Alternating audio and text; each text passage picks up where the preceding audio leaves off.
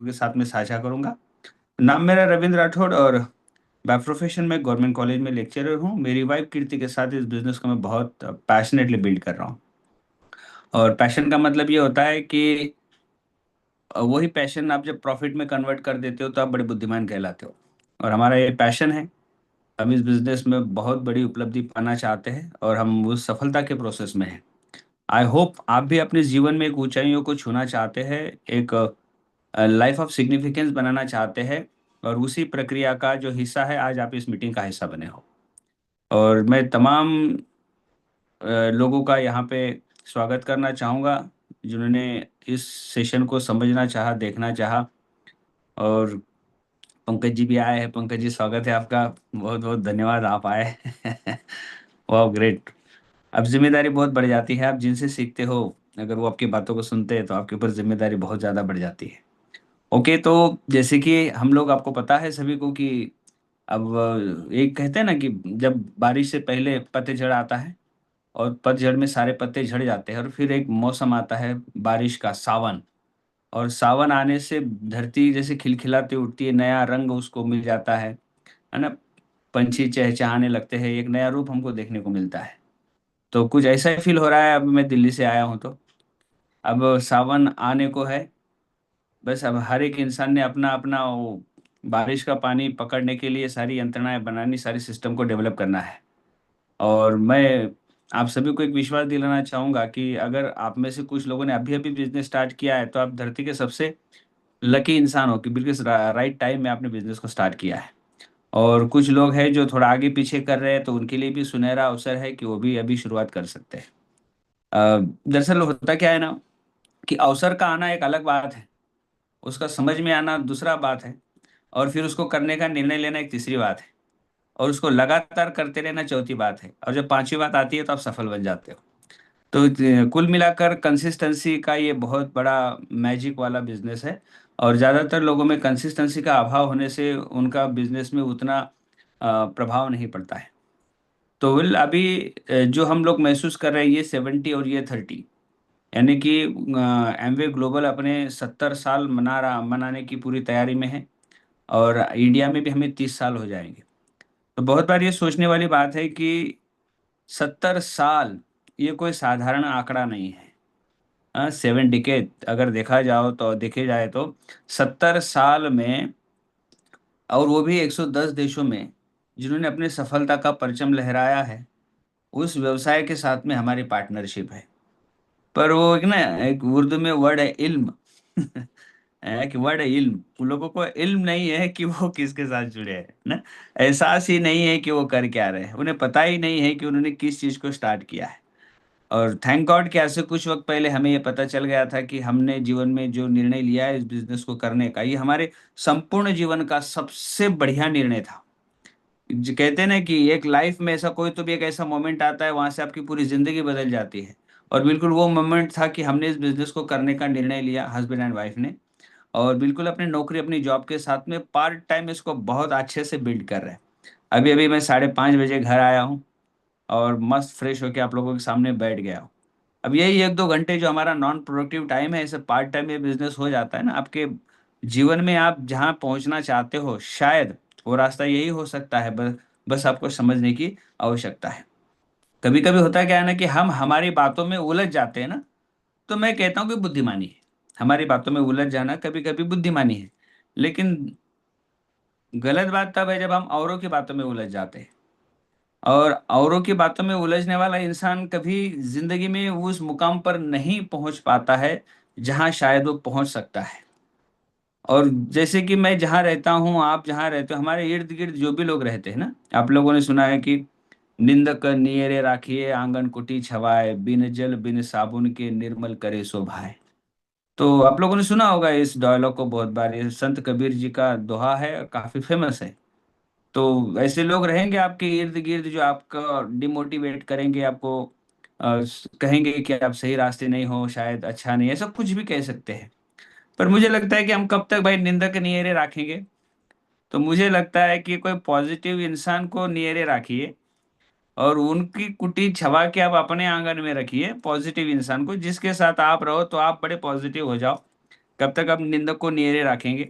तो अच्छे लोगों की संगत करने की बहुत आवश्यकता है। मैंने इस बिजनेस से ये सीखा है कि संगत का असर हमारे जीवन में बहुत गहरा प्रभाव डालता है। तो हम कभी इधर उधर की बातों में इसीलिए नहीं उलझे, लोगों की बातों में इसीलिए नहीं उलझे क्योंकि हम सुलझे हुए इंसान थे और सुलझे हुए लोगों से हमने संगत कर ली थी। और जब हमने सुलझे हुए लोगों से संगत कर ली, तो ये जाहिर सी बात है, जो आज उनके पास है वो कल हमारे पास आना था। हाँ, जैसे कि हम जब इस बिजनेस में आए थे, तो हम जब वीकली वर्कशॉप मीटिंग, जिसे हम पेस मीटिंग कहते थे, वहाँ जाते थे, तो हमारे जो सारे लीडर्स होते थे वो फॉरेन ट्रिप्स करके आते थे। मुझे आज भी याद है कि हम एक बार बदलापुर में वीकली वर्कशॉप मीटिंग में गए थे, तो हमारे जो लीडर्स है वो स्विट्जरलैंड की ट्रिप करके आए थे। तो वो सीडी वगैरह, उस समय कॉम्पैक्ट डिस्क आती थी सीडी, तो उसमें वो स्विट्जरलैंड के फोटोज दिखाते थे। तो मुझे लगता था वाह ग्रेट, अगर इस बिजनेस को करने से सिर्फ फॉरेन की ट्रिप मिलती है तो आई एम रेडी, मैं रेडी हूँ उसको करने के लिए।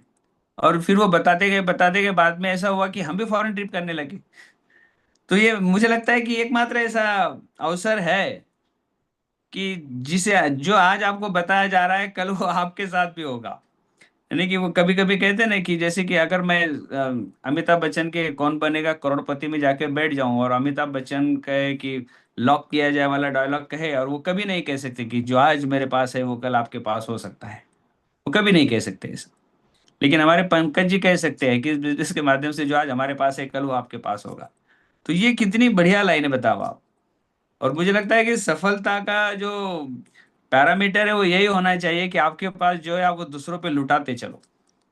और जबकि इस बिजनेस को करने के लिए ज्यादा एनर्जी नहीं लगती, लेकिन लोग सोचते बहुत ज्यादा है। और ज्यादा सोचने से ना, वो कहते हैं ना कि इंसान की एक ना थॉट में पैरालाइज टाइप का कुछ हो जाता है ज्यादा सोचने से। वो हैंग टाइप हो जाता है, जैसे आपका मोबाइल भी हद से ज्यादा चला लो तो हैंग हो जाता है। तो कभी कभी हमारा दिमाग भी सही निर्णय नहीं ले पाता है, इसलिए संगत की बहुत आवश्यकता है। और सबसे अहम चीज है ना कि अभी जब A70 आ रहा है, तो मैं अपने आप को कहाँ देख रहा हूँ। मैं अभी अभी जुड़े हुए लोगों से खास तौर पर बात करूंगा जो अभी अभी इस बिजनेस को स्टार्ट किए और अभी इस मीटिंग में है। तो मैं उन लोगों से बात कहूंगा कि अभी हम लोग 2026 में हैं, और 2026 का भी मान के चलो मार्च एंड आ रहा है अपना।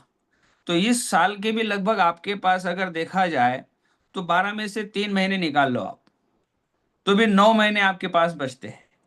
नहीं, तो हमारा एमवे का जो साल होता है वो इस तरह नहीं होता है, वो सितंबर से लेके अगस्त तक होता है। लेकिन अब मान के तो चलो ऐसा मैं जो बता रहा हूँ कि इस साल के आपके पास 9 महीने है ना, 2026 फिर आता है 2027, 2028। तो आप बताओ कि इतने सालों में मुझे करना क्या है सबसे अहम काम। तो जब मैं थोड़े सा मेरा बात बताऊं कि जब मैंने इस बिजनेस को करने का ठाना ना, तो मेरा पहला टारगेट था कि मुझे महीने के 70,000 की इनकम आ जानी चाहिए, क्योंकि मैं बैंकों के EMI चुका रहा था। तो मुझे लगा कि ये 70,000 अगर मेरे लाइफ में आ जाते हैं ना तो मुझे बड़ा हेल्प होगा। होता है बहुत बार आप किसी बैंक का होम लोन हो, पर्सनल लोन हो, कार लोन हो, बकाया करना पड़ता है। और उसमें होता क्या है कि कुछ हमारे ऊपर जो, अगर चेक बाउंस हो जाता है, हमारी पेमेंट आगे पीछे होने से हम वो नहीं दे पाते हैं ना, तो हमारा सिविल का बड़ा सवाल खड़ा हो जाता है। तो फिर हम क्या करते हैं ना, सारी चीजों को, सारी इच्छाओं को, सारे जो कुछ प्रायोरिटीज होती है उसको मारनी पड़ती है, और हाई प्रायोरिटी पे क्या रखना पड़ता है, बैंक का EMI। तो मेरे साथ ऐसा ही हो रहा था। बच्चे की स्कूल की फीस नहीं दे सकता पहले EMI दो, भाई की शादी करनी है तो शादी को खर्चा करो या ना करो, पहले EMI करो। तो मुझे ये तकलीफ हो रही थी उस समय, तो मैंने पहले टारगेट बना के लिया था कि मुझे 70,000 कमाने हैं। तो ये सिंपल से मुझे आंखों से दिख रहा था मेरा गोल कि मुझे 70,000 कमाने हैं। अब बात ये आती है कि 70,000 कमाने के लिए मुझे क्या करना पड़ेगा। तो बहुत बार होता है क्या है ना, कुछ लोगों को ये क्लियर ही नहीं होता है कि वो इस बिजनेस को क्यों करना चाहते हैं। तो अभी इस बिजनेस की बहुत सारी ऐसी ब्यूटीज है जिसके ऊपर मैं बात करने जाऊं तो बहुत सारा वक्त लगेगा, लेकिन जिनके साथ आपने बिजनेस शुरू किया है ना, आप उनको पूछ सकते हो। इस बिजनेस में हमने बड़े बड़े लोगों को देखा है, कि IAS ऑफिसर को देखा है, कलेक्टर को देखा है, बड़े बड़े नामी डॉक्टर्स को देखा है, बड़े बड़े इंजीनियर्स को देखा है, IITN को देखा है। तो वो इस बिजनेस में क्या कर रहे हैं। तो एक चीज उभर के सामने आती है कि हमेशा से देखो आप, अमीर लोगों में ही एक ऐसा ईश्वर ने एक प्रोग्राम फिट करके रखा है, वही ज्यादा अमीर बनते हैं। और आप लोगों ने ये सुना भी होगा, पैसे वाले तो पैसे वाले बनते हैं और गरीब गरीब बन रहा है। तो इसमें किसी ने रोका नहीं है। पर गरीब सोचता गरीब की तरह है, अमीर सोचता अमीर की तरह है। तो अमीर क्या करता है, समस्याओं में भी अवसर ढूंढ लेता है, और गरीब क्या करता है, अवसर में भी समस्या ढूंढ लेता है। अब आपने अवसर में समस्या ढूंढ लिया तो आपके हाथ क्या लगेगी, समस्या ही लगेगी। तो यही तो बात है, ये छोटा सा अंतर नहीं है। ये जब मैंने रॉबर्ट टी कियोसाकी की किताब रिच डैड पुअर डैड को पढ़ा तो पता चला कि यार मेरा तो वोकैबुलरी ही गलत है। मेरा तो मैं जो बोलता हूँ वही सब गलत है। हम तो जीवन में कभी बोलते ही नहीं कि मैं अमीर बनूंगा। बहुत बार मैं लोगों से मिलता हूँ, किसी की उम्र 60 साल है, 70 साल है, मैं एक बार मुस्कुराकर उनसे पूछ लेता हूँ, भैया थोड़ा गलत मत मानना लेकिन एक जवाब मुझे दीजिए आप। अगर आपने 25 साल 30 साल नौकरी की है, अगर आज आपकी एज 60 साल है, तो इन 60 साल में आपने अमीर बनने के लिए क्या किया? तो जवाब क्या आता है, कुछ नहीं किया। तो हमने जो भी किया, जितना भी किया, महीने का गुजर बसर हो जाए इसके लिए किया, बच्चे की अच्छी शिक्षा हो जाए इसके लिए किया, एक 1 BHK 2 BHK 3 BHK यहां तक की सोच के किया, या फिर एक हाथ हमारी वैगनार हो जाए, स्विफ्ट डिजायर हो जाए, या थोड़ा मोटा ताकत लगा लो, पति पत्नी जॉब कर रहे तो क्रेटा तक पहुंच जाए। ऐसा ही कुछ होता है जीवन में हमारे, और इसी के इर्द गिर्द हमारे अब पूरा जीवन घूमते रहता है। तो जब हमें यह अवसर आता है कि हम यहां से आगे जा सकते हैं, तो पहले दिमाग में आता है कैसे जा सकते हैं। ये तो राठौर सर कुछ भी बोलते हैं, ऐसा कभी हो सकता है क्या? अब अगर आपके दिमाग में ऐसा ख्याल आया तो हम कर क्या सकते हैं इसके ऊपर? या हर एक आदमी 3% भी हो जाता है तो उसके दिमाग में हमेशा आता है यार मैं 6 नहीं जा सकता, शायद वो 6 भी चला जाए तो मेरे से तो 15% नहीं जाया जा सकता, मैं कैसे प्लैटिनम जा सकता हूं। इतने सारे खतरनाक ख्यालों दिमाग में लेके घूमता है। अब क्या है कि जो सो रहा है उसे जगाया जा सकता है कि भैया उठ जा, और जो सोने का नाटक कर रहा है उसे कैसे जगाया जा सकता है? तो हमें जागने की आवश्यकता है और भागने की आवश्यकता है। तो ये 70 और ये 30, अगर आप सोच रहे हो इंडिया में अगर हमें 30 साल अपने पूरे होने के मना रहा है, तो मुझे लगता है कि वो हमारी फाउंडर प्लैटिनम, हमारी एमरल्डशिप, हमारी डायमंडशिप, हमारी प्लैटिनमशिप के साथ मनाए। और एकदम सिंपल सा गणित मैं आपको बता देता हूं। सबसे पहले तो दिमाग में यह लाने की आवश्यकता है कि ये मेरा बिजनेस है।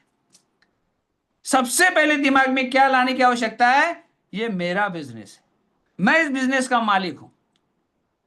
अब मेरी जिम्मेदारी है कि मैं मेरे बिजनेस को ऊंचाई पर लेके जाने के लिए मेरे पास जो है उसका सही इस्तेमाल करूं, और जो नहीं है उसको सीखने के लिए कोशिश करूं, मेहनत करूं। तो मेरा बिजनेस अब आ गया है, मैं चाहता हूं कि इस बिजनेस में मैं डायमंड जाऊं, मैं चाहता हूं कि इस बिजनेस में मैं क्राउन जाऊं। तो अब मेरा माइंडसेट एकदम तैयार है इसके लिए। तो होता क्या है ना, कि कभी भी मैं मेरे लक्ष्य से विचलित नहीं होता हूं।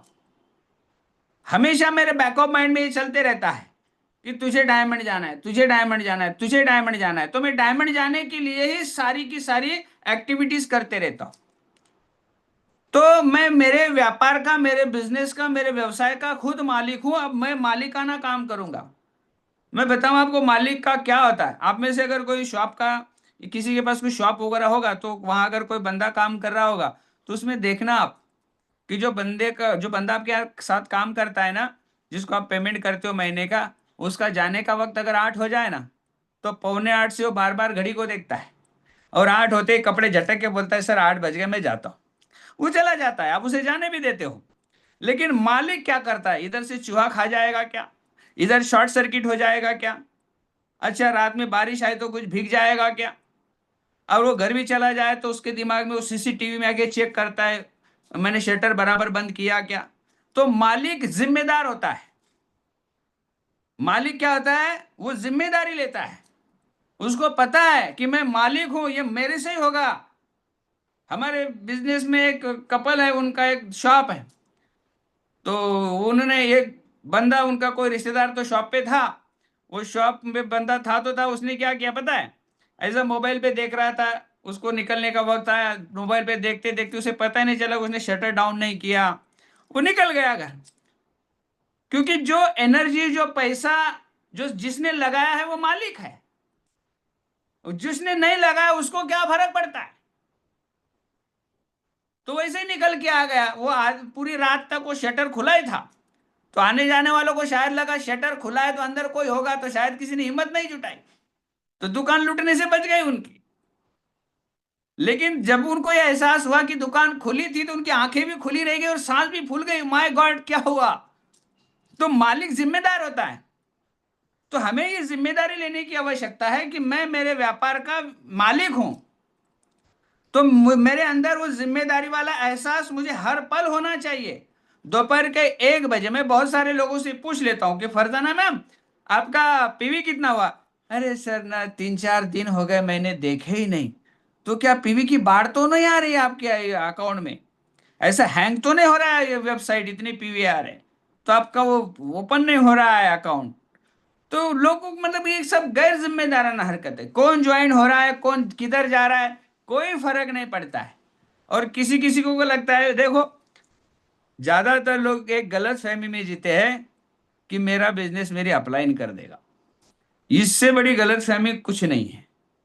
सच बताता हूं मैं, आपकी अपलाइन आपका बिजनेस कभी नहीं बना सकती। अगर आपकी अपलाइन आपका बिजनेस बना सकती तो उसको आपकी आवश्यकता नहीं थी। अगर मैं मेरे डाउनलाइन का बिजनेस बना सकता हूं तो फिर मुझे आप लोगों की आवश्यकता नहीं थी। मेरा चचेरा भाई है, मोशेरा भाई है, मामा का लड़का है, सब फिर उनका बिजनेस बनाता मैं। नहीं, उनका बिजनेस बनाता, मुझे आपकी क्या आवश्यकता थी।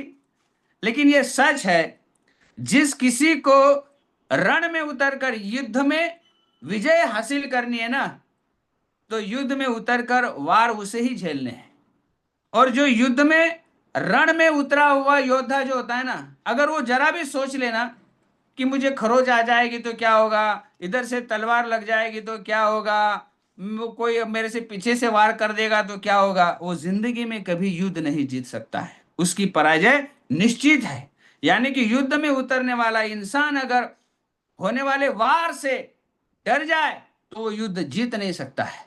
लेकिन वो इस माइंडसेट से उतरे, वो इस माइंडसेट से उतरे कि यस, मैं ये इस युद्ध को जीत के रहूंगा, इसके लिए मुझे कितने भी शत्रुओं को धराशायी करना पड़ेगा मैं करके रहूंगा। अब जीतने की संभावनाएं बनती हैं। अब जीतने की संभावना बनती है। सब माइंडसेट है अपना। तो हमें बिजनेस की सबसे अहम चीज है कि अपनी खुद की जिम्मेदारी लेनी है और मैदान में उतरने से नहीं डरना है। अब मैदान में उतरना मतलब क्या करना है, अपने पास प्रॉपर एक डेमो किट होना चाहिए। डेमो किट, अपने पास एक डेमो किट होना चाहिए। एक पैड होना चाहिए जिसके ऊपर आप लिख कर प्लान दिखा सकते हो। अब एक फ्लिपकार्ट चार्ट आ रहा है एमवे का, वो भी आप ले सकते हो जिसके ऊपर प्लान है। कुछ कुछ वक्त में आप सबको मिल जाएगा। या फिर आप टैब है या फिर आपके पास पैड है, नोट पैड, आप उसके ऊपर भी कर सकते हो। लेकिन ज्यादा नहीं कह रहा हूं, एक डेमो और एक प्लान पर डे का मिशन अगर आप छेड़ देते हो, इतनी सी चीज आपकी पूरी जिंदगी बदल सकती है। इतनी सी चीज, एक प्लान एक डेमो, एक प्लान एक डेमो, मिशन ही कर दो इसको कि आज ये मेरा दिन ऐसा जाना ही नहीं चाहिए कि आज मैंने कोई प्लान नहीं किया, कोई डेमो नहीं किया। हम जब पुराने लीडर्स की बहुत सारी टॉक सुनते थे ना, तो उनकी एक लाइन मुझे हमेशा सुनने को मिलती थी, 5 नाइट ए वीक। यानी कि हफ्ते के 5 दिन काम करते थे, 5 प्लान करते थे। तो सब डायमंड, डबल डायमंड, क्राउन बन गए। अब हम यहाँ सोचते कि बोलते कि भैया 2 प्लान करो, 4 प्लान करो, 5 प्लान करो, बंदा एक भी नहीं करता। अगर आप में से कोई मुझसे कहे कि सर मैं बिजनेस में संघर्ष कर रहा हूं पर उस उपलब्धि तक या फिर उस मंजिल तक मैं नहीं पहुंचा हूं जहां मैं पहुंचना चाहता हूं, सिंपल सा गणित है, आपके महीने के 25 प्लान भी नहीं होते हैं। अगर आपके महीने के 25 प्लान हो जाए ना, तो मैं कहता हूं कि इस बिजनेस में आपके जैसा सफल व्यक्ति दूसरा कोई नहीं है। लेकिन जैसे कि ईद का चांद निकलता है, अभी निकलेगा ईद का चांद, तो वैसे निकलते हैं हम लोग। आज किया, परसों किया, क्योंकि लगाया कुछ नहीं ना। अगर कुछ लगा देते तो मैं जिस शॉप पे जाता हूँ, बंदा खाना खा रहा है और मैं बोलता हूँ ठीक है सर आप खाना खा लो, मैं पड़ोस की शॉप से ले लेता हूँ, अरे नहीं नहीं खाना बाद में खाया जाएगा, बताओ आपको क्या चाहिए। तो खाना साइड में रख के पहले कस्टमर को सर्विस देता है। उसे पता है यार मैंने यहाँ पे बहुत सारा पैसा लगाया है, यहाँ हमने कुछ लगाया नहीं ना। वो तो कंपनी ने 1,000 करोड़ लगा दिए तमिलनाडु में, अपना क्या जाता है।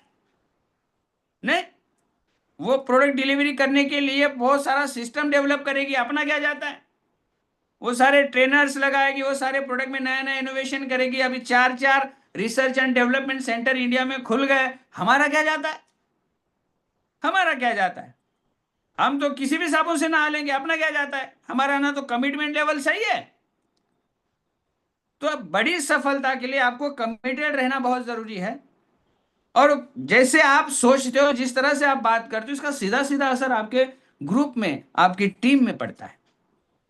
तो वन डे वन प्लान का मिशन आपको लेना पड़ेगा। अब जबकि मैं सोचता हूं कि मैं अपने आप से बात करता हूं कि भैया राठौड़, तुझे डायमंड जाना है, तो फिर मेरे अंदर का राठौड़ बोलता है यस जाना तो है।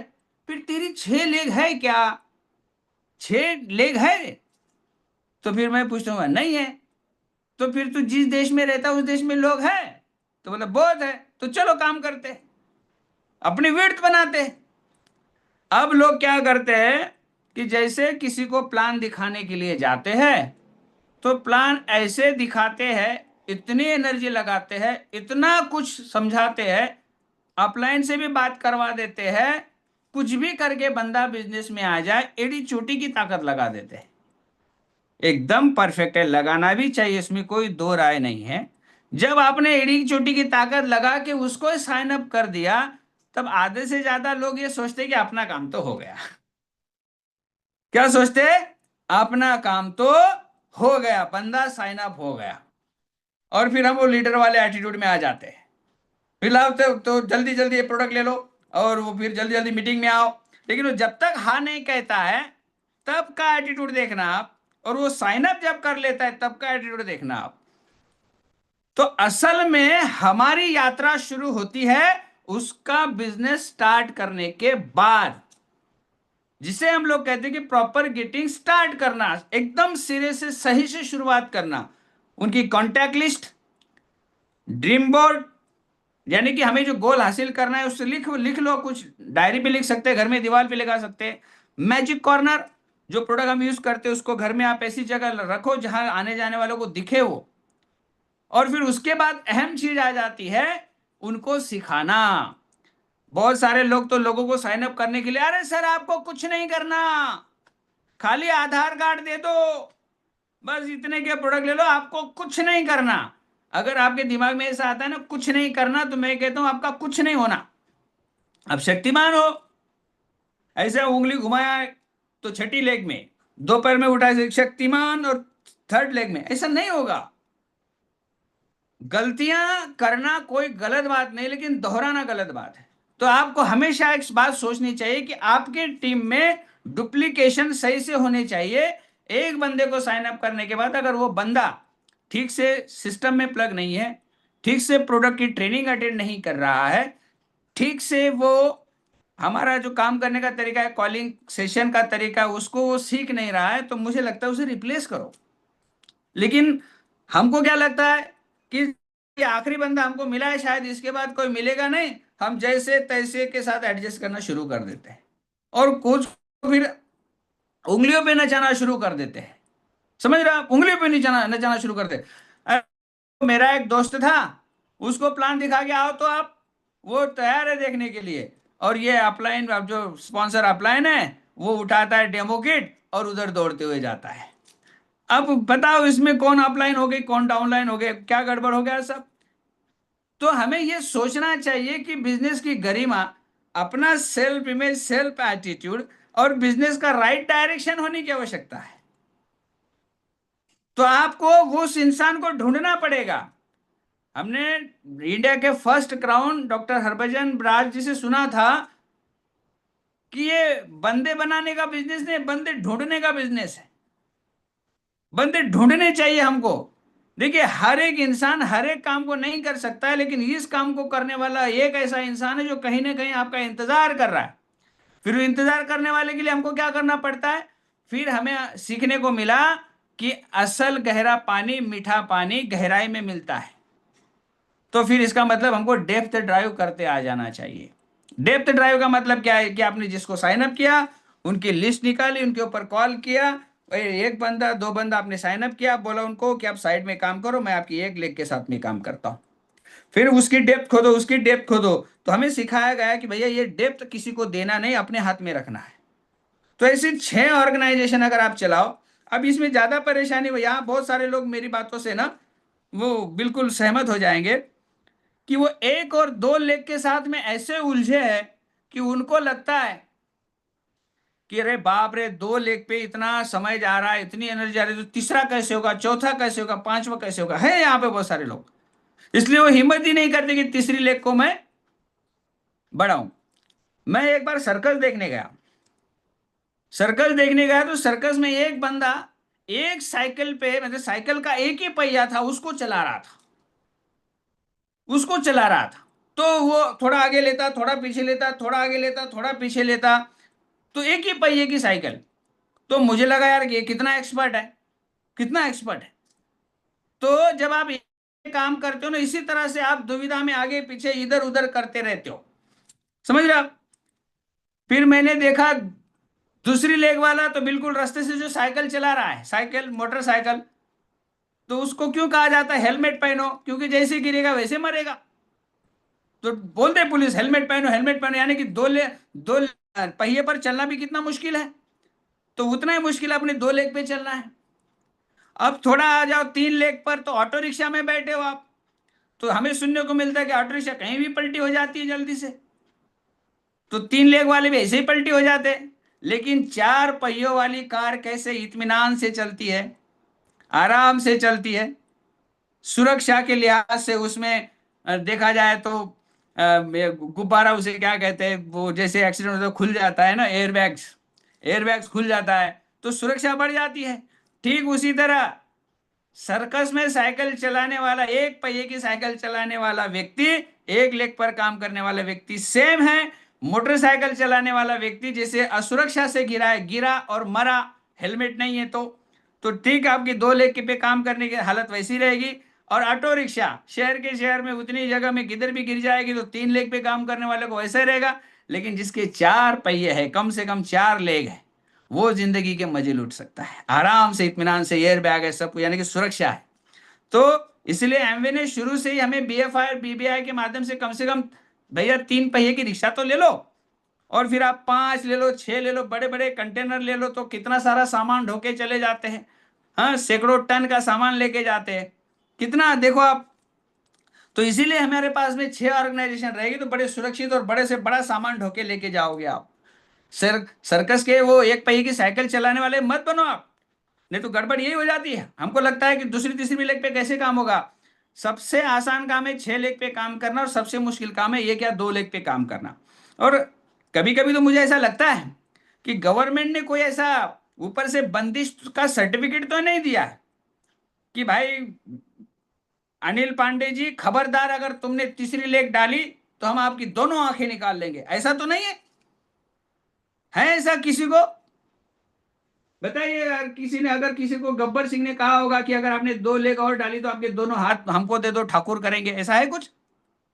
तो फिर क्यों नहीं करते हम लोग, क्यों उतने में ही उलझे रहते हैं? आपके पास में ऑप्शन का होना बहुत जरूरी है, नहीं तो दो लेग आपको मजबूर बना देती है। तो आपका अलग अलग ऑर्गेनाइजेशन होना बहुत जरूरी है, और फिर उसकी डेप्थ का काम आता है। और मैं एक चीज आपको बता देता हूं, जो मुझे अच्छा लगता है, आप अपने अपलाइन से, मेंटोर से चेक कर सकते हो। लोग चार हो या पांच हो, हफ्ते का एक दिन आपने वीकली वर्कशॉप स्टार्ट कर देना चाहिए, ये मेरा खुद का तजुर्बा है। हफ्ते का एक वीकली वर्कशॉप स्टार्ट कर देना चाहिए।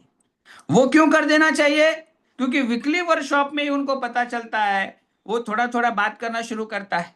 कोई नया बंदा हमारी वीकली वर्कशॉप में आता है पहली बार, उसे कहते भैया आपका नाम बताओ, वो इधर उधर देखता है, मेरा नाम ऐसा कुछ करके गड़बड़ा के बैठ जाता है।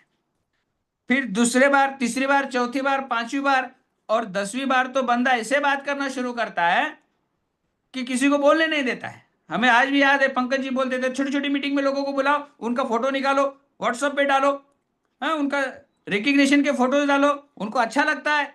तो हमको एक छोटे छोटे हिस्सों में अपनी छोटी छोटी मीटिंग स्टार्ट कर देनी चाहिए, जहां पर ये लीडरशिप डुप्लीकेट होगी। प्लान दिखा रहा है बंदा, तो इसको पता भी चलेगा स्टेज पर से कैसे बात करते हैं, प्रोडक्ट के बारे में कैसे बात करते हैं। अब उसे पता चल गया कि कल जाके मुझे ग्लूकोजामिन के बारे में बात करनी है, कम से कम वो बात करने के लिए तो ट्रेनिंग लेगा उसकी। उसे बताया गया कि आपको पीडीओ पे बात करना है, तो पीडीओ के बारे में जानकारी लेगा, उसे पता है मुझे कल बोलना है पीडीओ के ऊपर। तो हमको छोटे छोटे हिस्सों में अपनी वीकली वर्कशॉप मीटिंग स्टार्ट कर देनी चाहिए। कुछ लोग अभी भी कोरोना से बाहर नहीं निकले, कुछ लोग कोरोना से बाहर निकले और कोमा में चले गए। तो नहीं भैया, आप ना बड़े एनर्जेटिक हो, आपको ईश्वर ने इस बिजनेस में अगर कुछ करने का मौका दिया है तो आप बहुत भाग्यशाली हो। बहुत सारे लोगों की जिंदगी खत्म हो गई लेकिन उनको बिजनेस देखने का, सुनने का अवसर नहीं मिला है। तो आपका माइंडसेट होना चाहिए। अब मैं जो टॉपिक बता रहा हूं उसको गौर से सुनना आप। इंडिया सबसे ज्यादा युवाओं का देश है, मतलब दुनिया में जितने युवा हमारे देश में उतने कहीं नहीं है। लेकिन हम युवाओं तक सही मैसेज पहुंचाने में या युवाओं को बिजनेस में इन्वॉल्व करने में कहीं ना कहीं आगे पीछे हो रहे। तो ये भी एक बार मंथन करने की आवश्यकता है कि हम जेंजी और नए युवकों के ऊपर क्यों फोकस नहीं कर पा रहे। आज की डेट में अगर हमारे देश में सबसे ज्यादा युवा है तो हम उन्हें बिजनेस के बारे में क्यों नहीं बता रहे। जैसे कि अभी भी जहां हम लोग यहाँ बैठे हैं, तो यहाँ पर देखो आपकी हर एक की अगर एज के बारे में कुछ बताया जाए तो ज्यादातर लोग हमें वही नजर आएंगे जिन्होंने 40 क्रॉस कर दिया या 50 भी क्रॉस कर दिया है। तो हम नए लोगों को क्यों फोकस नहीं कर पा रहे। क्या कारण है कि हम फोकस नहीं कर पा रहे, नए लोगों से हम बात क्यों नहीं कर पा रहे। हमारे पास बढ़िया बढ़िया प्रोडक्ट है जो ग्रूमिंग के बारे में काम आते हैं। आज का जो लड़का है वो नौकरी नहीं करना चाहता। मेरा खुद बेटा है, अभी 10वीं की एग्जाम ले रहा है, दिया है भी, लेकिन वो बोलता है पापा मैं जिंदगी में नौकरी नहीं करूंगा। और उसके अंदर इतना टैलेंट है कि वो जो ठान ले वो कर सकता है। तो आजकल आप देखो लोगों को घूमना अच्छा लगता है। इंडिया में एक नया कल्चर डेवलप हो रहा है कैंपिंग का। लोग कैंपर वैन बना रहे हैं और कैंपिंग को जा रहे हैं। देखना आप इस बात को, यानी कि लोग समय की आजादी को चाहते हैं, लोग घूमना चाहते हैं, लोग एक्सप्लोर करना चाहते हैं, लोग लोगों से मिलना चाहते हैं, वादियों में घूमना चाहते हैं। तो घूमने के लिए लोगों के पास पैसा और समय चाहिए। और हमारा फंडामेंटल्स है फ्रीडम्स, होप, रिवॉर्ड्स, फैमिली।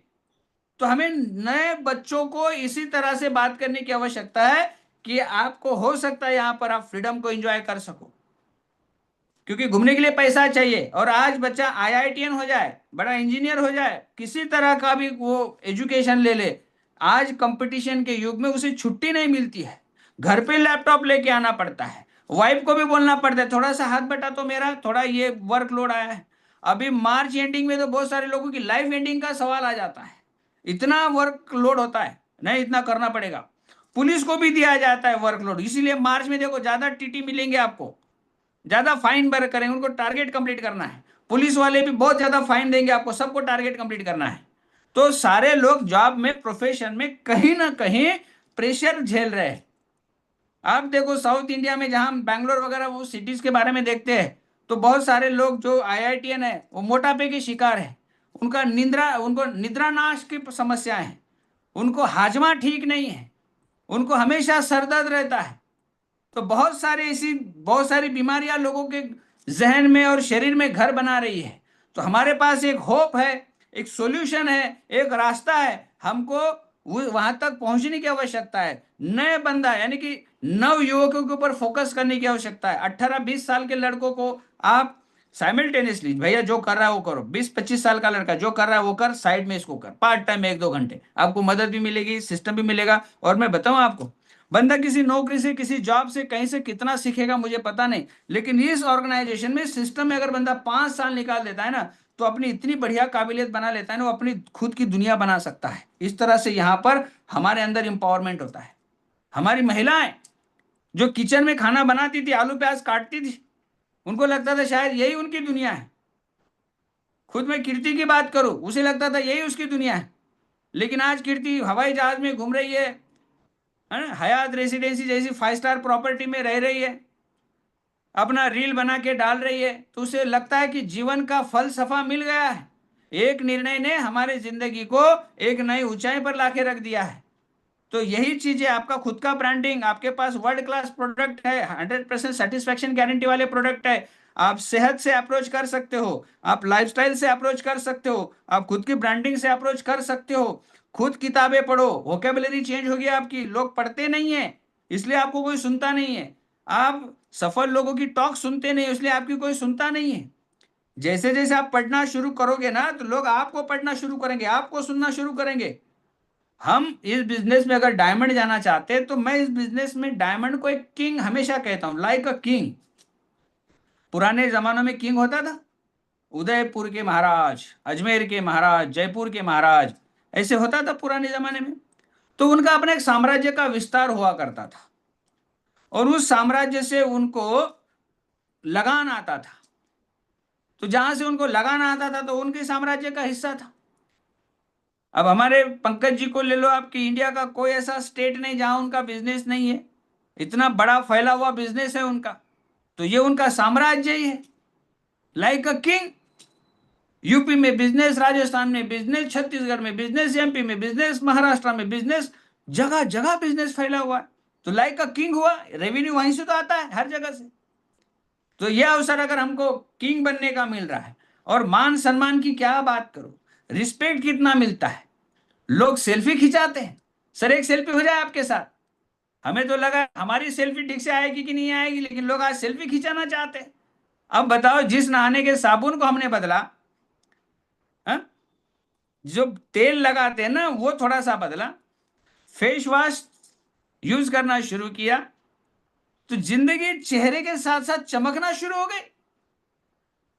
अब मुझे बताओ कि डायमंड जाने के बाद अगर किंग बनना है, तो मुझे तो उसके लिए जितनी कीमत चुकानी पड़ेगी मैं उसके लिए तैयार। और कीमत क्या चुकानी है? हर शाम की एक चाय किसी प्रोस्पेक्ट के घर पी ली जाए। सिंपल सा गणित है, हर शाम की एक चाय बाहर हो जाए। हर शाम एक प्लान एक डेमो, हर शाम एक प्लान एक डेमो, बात खत्म। आप कर रहे हो, आसान काम है, इसको ज्यादा मुश्किल बनाने की क्या आवश्यकता है। हम तो कभी कभी लगता है कि हम रिच और जीवन एंडल से भी ज्यादा सोचते हैं। अब बताओ, उन्होंने एक गैराज में, गैरेज के अंदर एक एलओसी के साथ में बिजनेस को स्टार्ट किया होगा, एक प्रोडक्ट के साथ में 1959 में बिजनेस को स्टैब्लिश किया होगा। तो उन्होंने इंडिया में आके पूछा था क्या, रविंद्र राठौर ज्वाइन करोगे क्या, मैं सोच रहा हूँ एमपी बिजनेस लॉन्च कर दूं, ऐसा पूछा था उन्होंने? आप में से आया था किसी को फोन? नहीं। कोई बताएगा, हाँ सर मुझे फोन आया था, मुझे पूछा गया था, मैंने कहा हाँ मैं ज्वाइन करूंगा, तो फिर उन्होंने एमवी लॉन्च किया। उन्हें पता था कि वो मिलियंस ऑफ लाइफ को चेंज करने वाले हैं। उनको पता था कि हम महान कार्य करने जा रहे हैं, इसलिए हमारे साथ अच्छे लोगों का आना लाजमी है। वो आएंगे, बस हमको शुरू कर देना है। और हम तो इधर छोटा सा काम शुरू करते, एकदम छोटा सा, फिर भी 10 लोगों को फोन लगा के पूछते हैं, अरे तू ज्वाइन करेगा क्या? अब उसको क्या पता है? उसको अगर पता होता तो वो आपसे पहले बिजनेस में होता। हम पूछते ऐसे लोगों को है जो हमसे चाय पीने की उम्मीद रखता है। कम से कम सलाह तो ऐसे लोगों को लो, ऐसे लोगों से लो जिनकी सलाह सलाह लगे। तो ये गहराई से सोचने वाली बात है। इस बिजनेस में अगर आप आए हो, जो बातें मैं आपको बता रहा हूं, जेंजी के ऊपर फोकस करो, अपनी विड्थ, अपनी डेप्थ, खुद जिम्मेदारी लो। आपको अगर आपकी अपलाइन का फोन आया ना कि भैया आपको मीटिंग में आना है ना, डॉक्टर रमेश भाई आपको मीटिंग में आना है, तो समझ लेना कि आपकी अपलाइन आपको को लीडर मानती ही नहीं है। उसको पता है ये बंदा इधर उधर हो जाएगा, इसको याद दिलाओ आज मीटिंग है करके।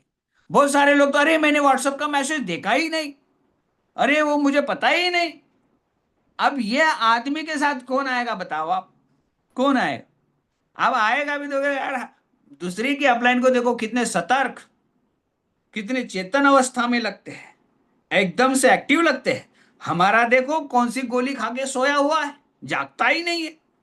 तो कभी कभी भैया आपकी, आप देखो, हंसने के लिए पैसे नहीं लगते, मुस्कुराता हुआ चेहरा। कभी कभी तो आपका चेहरा देखकर ही आपकी डाउनलाइन को पता चल जाता है कि इसका बिजनेस चल नहीं रहा है, शायद देखो मुंह कैसे बना के बैठा है। तो मुस्कुराने के पैसे लगते हैं, कॉन्फिडेंट लगो। हमेशा कंफ्यूज में रहे आपकी डाउनलाइन, इनको इतना पैसा आता है, इतना मुस्कुराते रहते हैं, नहीं तो आपको देखिएगा उदास है। वैसे भी एक गाना बन चुका है कि दुनिया में कितना कम है, मेरा गम कितना कम है। तो हमेशा मुस्कुराते रहो, कॉन्फिडेंट लगो, आपकी टीम को होप देते रहो। मैं आज जहां भी मीटिंग करता हूं, जहां भी जाता हूं, एक बात उनसे हमेशा कहता हूं कि विश्वास करना दोस्त, ये पूरी सूरत बदल जाएगी। विश्वास करना, इस शहर में हम सफलता का परचम लहराएंगे। और मेरी पूरे ऑर्गेनाइजेशन से हमेशा कहता हूं मैं कि एमवे इंडिया में सबसे ज्यादा डायमंड अगर कोई टीम देगी तो वो हमारी देगी। एमवे इंडिया में सबसे ज्यादा platinum, founder platinum, emerald, diamond अगर कोई देगा तो हम देंगे, बस चलते रहो। और क्यों नहीं कहना चाहिए मुझे, क्यों नहीं लोगों का विश्वास बांधना चाहिए मुझे, क्यों नहीं लोगों को साथ लेकर चलना चाहिए मुझे, क्यों नहीं लोगों को नए नए स्किल के ऊपर लाना चाहिए मुझे।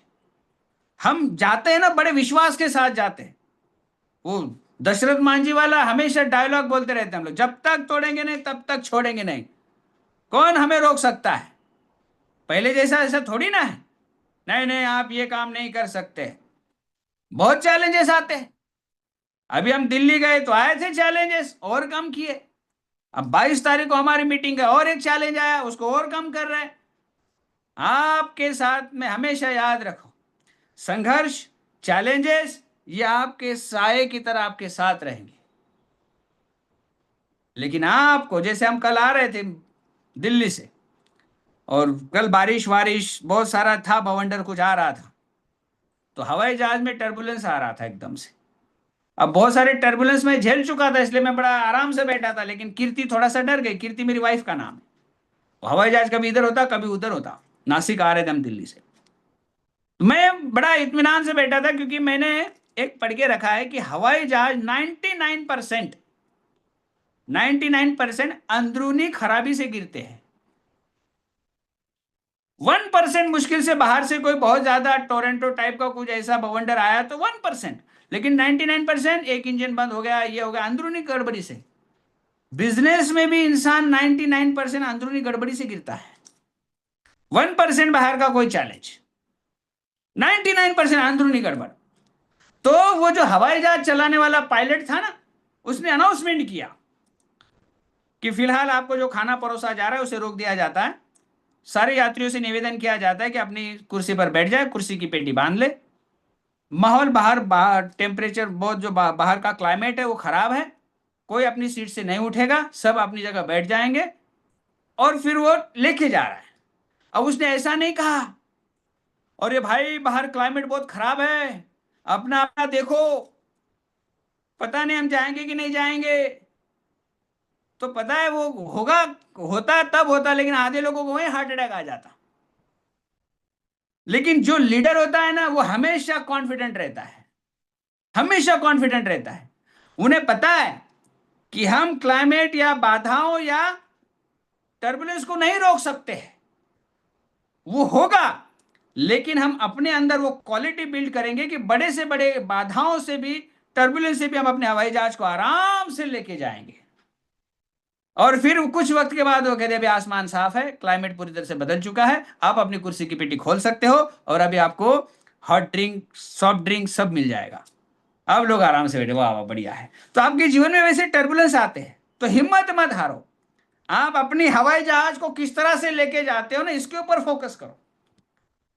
क्योंकि जो उड़ेगा उसका गिरना तय है, जो ऊपर जाएगा उसे चैलेंजेस आना तय है, जो सोचेगा भी उसके इर्द गिर्द चैलेंजेस एकदम से खड़े हो जाएंगे ऐसे डट के। आपको पता है, मैं चलाना जानता हूं, मैं काम करना जानता हूं, मैं आगे बढ़ना जानता हूं, मैं डेप ड्राइव करना जानता हूं, मैं सीसी करना, कोल्ड कॉन्टैक्ट करना जानता हूं, मैं प्लान दिखाना जानता हूं, मैं डेमो करना जानता हूं, मैं प्रॉपर गेटिंग स्टार्ट करना जानता हूं। यदि मैं जानता हूं तो दुनिया का कौन है जो मुझे रोक सकता है किसमें दम जो मुझे रोक दे? कभी कभी वो वाला एटीट्यूड लाना पड़ता है, मुझो पे ताव दे के आई एम ए डायमंड, अपने अंदर बार बार बात करनी पड़ती है। नहीं तो शहनशाह की औलाद है। पंकज जी की एक लाइन हमेशा सुनते हैं हम लोग। सुधा जी ने उनको कहा कि तू तो शहनशाह की औलाद, इतिहास लिख देता। इतनी सी बात से इतिहास लिख दिया उन्होंने।